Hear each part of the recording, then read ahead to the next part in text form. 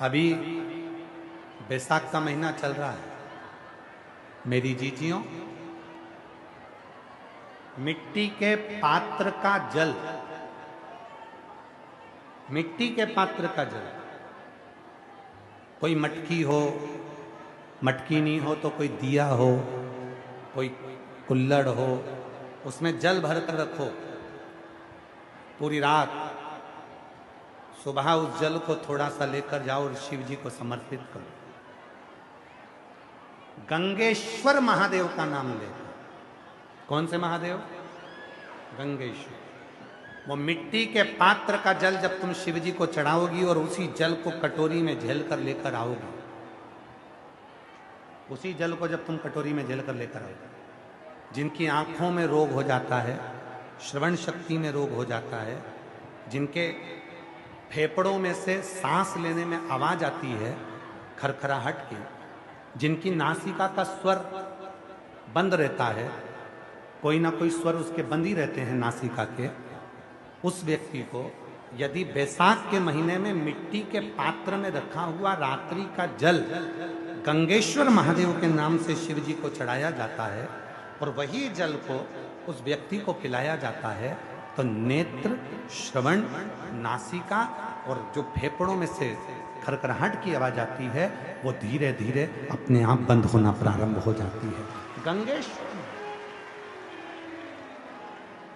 और इसी जल की प्रधानता, इसी जल की प्रधानता गंगेश्वर। बोल गंगेश्वर महादेव की जय। हर हर हर हर गंगेश्वर महादेव के नाम से स्मरण किया। मेरा एक निवेदन, आस्था चैनल पर अगर कथा चल रही है तो उनसे निवेदन है कि थोड़ी सी कथा को बढ़ाएं।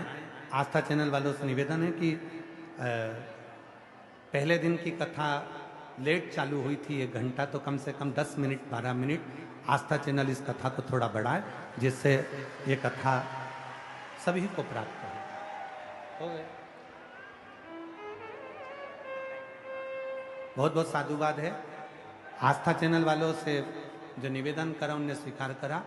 आस्था चैनल से सूचना आई है कि जितनी देर तक कथा चलेगी उतनी देर तक लाइव चलता रहेगा। एक बार जोरदार ताली बजाएं आस्था चैनल के लिए। हम स्वदेशी को, जिन्होंने पूरे भारत में और पूरे विश्व में, देश और विदेश में जिन्होंने स्वदेशी को जागरूक करा, ऐसे बाबा योग ऋषि रामदेव बाबा के लिए भी जोरदार ताली बजाएं। उनके लिए भी साधुता है जिन्होंने इस कथा को, आज 6ठे दिन की कथा पूरे दिल्ली वालों के लिए गिफ्ट के रूप में, कि थोड़ी देर जब तक चले, जब तक लाइव चल जाए। शिव तत्व शंभु हर हर। तेरी कृपा जब तक मांगा है भोलेनाथ से वरदान।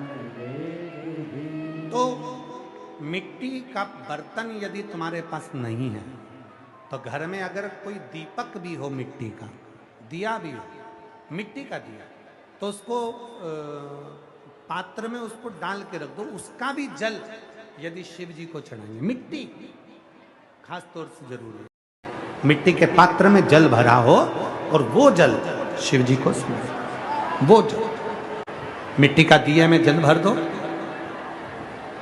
या मिट्टी का कोई पात्र हो उसमें जल भर दो,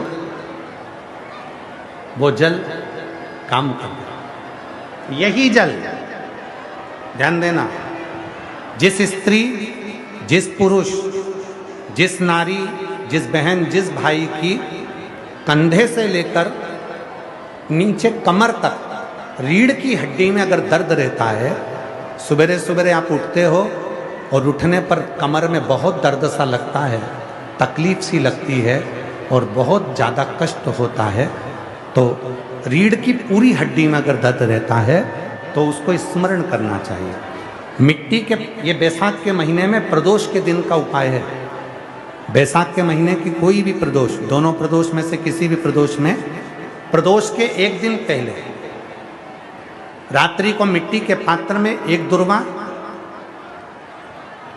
केवल एक दुर्वा और एक चावल का दाना जमीन पर रखें, उसी के ऊपर मिट्टी के पात्र को रखें और उसी के अंदर जल भर दें। वही दुर्वा, वही चावल का दाना प्रदोष के दिन लेकर जाएं, शिव जी को समर्पित करें। मिट्टी के पात्र में जो जल है वो शिव जी को समर्पित करें। गंगेश्वर महादेव का नाम लेकर वो दुर्वा भी उठाकर लेकर आए, चावल भी उठाकर लेकर आए, चढ़ा हुआ जल भी लेकर आए। चावल को अगर प्रदोष का व्रत करते हो तो ना खाएं, केवल दुर्वा खा लें, चावल को दूसरे दिन खा लें। अगर प्रदोष का व्रत नहीं करते हो तो चावल पहले खाएं, फिर दुर्वा खाएं और रात्रि को सोने से पहले वो जल थोड़ा सा आचमन करें। उसी जल को डब्बी में भरकर रख लें। 7 दिन तक उसी जल को थोड़ा थोड़ा आचमन करते रहें। आप सवेरे सवेरे उठोगे तो आपकी ये कमर का पूरा दर्द अपने आप धीरे धीरे धीरे धीरे समाप्त होते चले। पर शिव जी का नाम स्मरण रखिएगा। कौन से महादेव? जम के बोलो जरा, गंगेश्वर महादेव। बोल गंगेश्वर महादेव की जय। गंगेश्वर महादेव का स्मरण शिव के साथ, शिव की